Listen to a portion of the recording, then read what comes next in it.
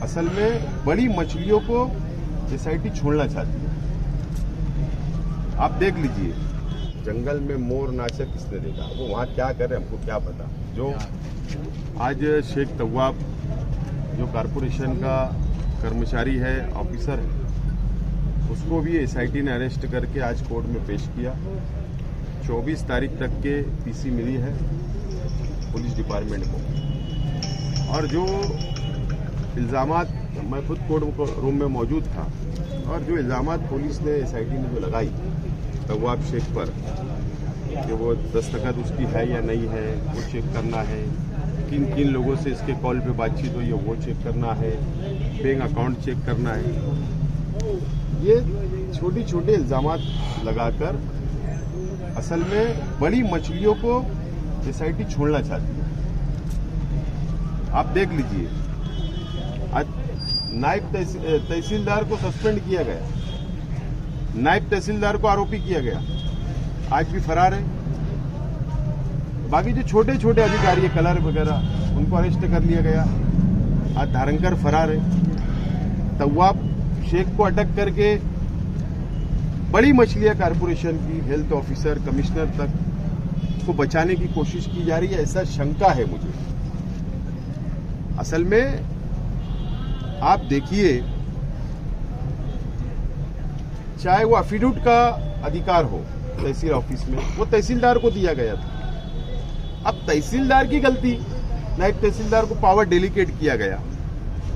और कॉरपोरेशन में जहां तक मेरी मालूमात है कि जो जन्म मृत्यु या बर्थ सर्टिफिकेट के ऊपर, बर्थ सर्टिफिकेट जो दस्तखत होती है वो भी हेल्थ ऑफिसर को अधिकार है। तो फिर हेल्थ ऑफिसर की दस्तखत होगी ना, तो वो आपकी कहाँ होगी? या फिर पावर डेलीकेट करे तो गैर कानूनी है क्या?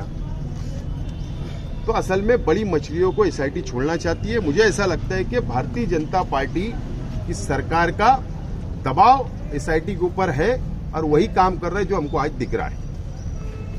एक बात मैं हैरान हूं कि डिफेंस कौन करता है?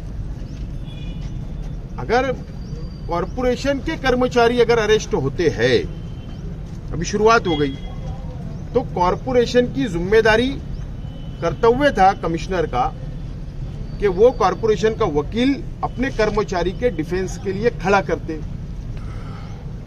या तहसीलदार के कर्मचारी अरेस्ट हुए तो तहसीलदार प्रांत कार्यालय अपने डिफेंस के लिए अपने दिए जाते।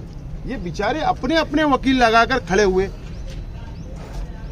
ये यंत्रणा का हिस्सा थे, सिस्टम का हिस्सा थे ये कर्मचारी, जिनको आज आरोपी बनाया गया। तो उनके लिए वहां की एजेंसियां ने, यानी कॉरपोरेशन ने, तहसील ऑफिस ने खड़ा रहना चाहिए था, अपना वकील खड़ा करना चाहिए। इसका मतलब जो इल्जाम एसआईटी लगा रही है कि प्रांत कार्यालय चोर है या कॉरपोरेशन चोर है, भ्रष्ट कारोबार है, जो एसआईटी लगा रही, इसका मतलब तुम मान्य कर रहे हो। तो होना यह चाहिए था कॉरपोरेशन और तहसील कार्यालय ने अपना वकील खड़ा रह के डिफेंस करना कि जो हमने किया सब सही किया, जो एसआईटी बनी ये गलत बनी, और जो सरकार ने इल्जाम लगाया वो गलत लगाया। इस तरीके से कामकाज होना चाहिए था, लेकिन ऐसा नहीं करते हुए छोटे छोटे लोगों को आरोपी बना के बड़ी मछलियों को छोड़ने का संयंत्र रचा गया है। और भारतीय जनता पार्टी की सरकार इस तरीके का संयंत्र रचकर ये काम मालेगांव को बदनाम करने के लिए कराना चाहती है। आवाज जो है विधानसभा में या पार्लियामेंट में उठनी चाहिए थी, जहां से इसका कुछ हल निकलता, लेकिन अभी तक ये कोई हल निकल नहीं पा रहा है। अब हम लोग माइनॉरिटी डिफेंस कमेटी, अभी आप देख रहे हैं कि हमने हमारे एडवोकेट खान साहब, एडवोकेट आरिफ भाई, तौसीफ भाई, इनको खड़ा किया। वो डिफेंस हम लोग कर रहे हैं। हम लोग भी वक्त निकाल कर पुलिस स्टेशन जाते, एसआईटी ऑफिस जाते, कोर्ट में आते।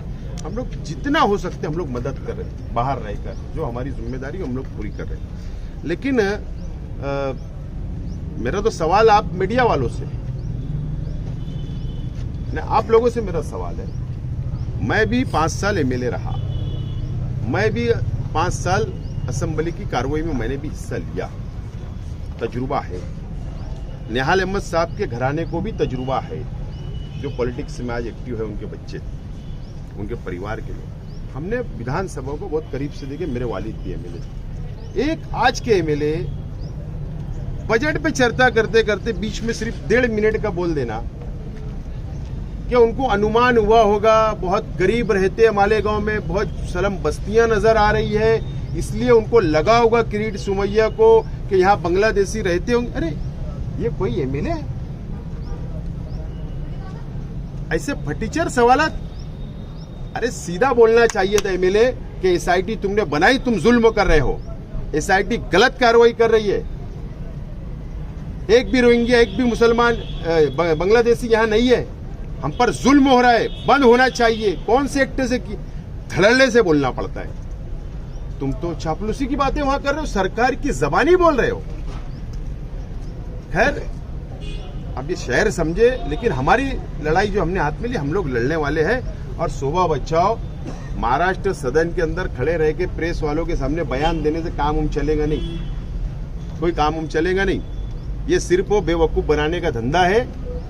वहां पर कई कांग्रेस पार्टी के मेंबर ऑफ पार्लियामेंट ने लोगों की मीटिंग थी महाराष्ट्र सदन में, शायद जॉइंट मीटिंग थी, उसके बाद प्रेस वाले वहां पे आए तो ये हमारी मैडम ने भी वहां खड़े रह के बोल दी चलो मैं भी मालेगांव को दिख जाऊंगी। उन्होंने कहा था कि तो ये सब बेवकूफ बनाने का सब धंधा है। मैडम ने बंद करना, मैडम को मालूम है रमजान में गरीब क्या है, परेशान है, उनको अखराजा मिल रही कि नहीं मिल रही, तो पावरलूम चल रहे नहीं चल रहे, मालेगांव में क्या परेशानी है, वो नहीं आएंगी। ईद के दिन जरूर मुबारकबाद देने जरूर पहुंचेंगी वो कि देखो मैं मुसलमानों की वोट से चुन के मैं खासदार है। ये सब बनावटी बातें हैं, हम लोग फंस चुके हैं। इसी खासदार को भी चुन कर देकर अगर दूसरा कोई कैंडिडेट होता बीजेपी के अलावा तो हम सोचते तो उसको वोट देते तो अच्छा रहता।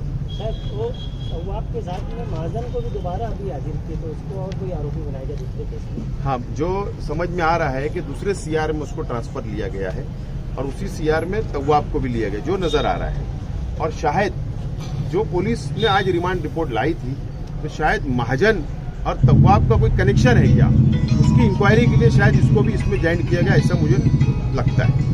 तो शोभा ताई ने कहा था कि मैं सवाल लगा दी पार्लियामेंट में और मुझे मौका मिलेगा तो उस पर बोलूंगी। आपकी जानकारी में है क्या उन्होंने सवाल लगाया था या फिर शहर के एमएलए ने, ये दोनों ने क्या वाकई सवाल लगाए थे? ऐसा है, अब उन्होंने लगाया होगा सवाल, दाखिल किया गया होगा अगर सवाल, तो प्रेस के सामने जाहिर करना कि हमने दाखिल किया, नहीं लग रहा है, ऐसा बोल दो। आता ना, ऑनलाइन होता है ना, कोई ऐसा वहाँ इन्वर्ट नहीं लेना पड़ता, ऑनलाइन होता है, उसकी स्क्रीनशॉट लाओ, बता दो मीडिया वालों को। अब क्या है, जंगल में मोर नाचा किसने देखा, वो वहाँ क्या कर रहे हैं हमको क्या पता। जो तुम लोग बताते हो हम भी देखते, गाँव भी देखता है।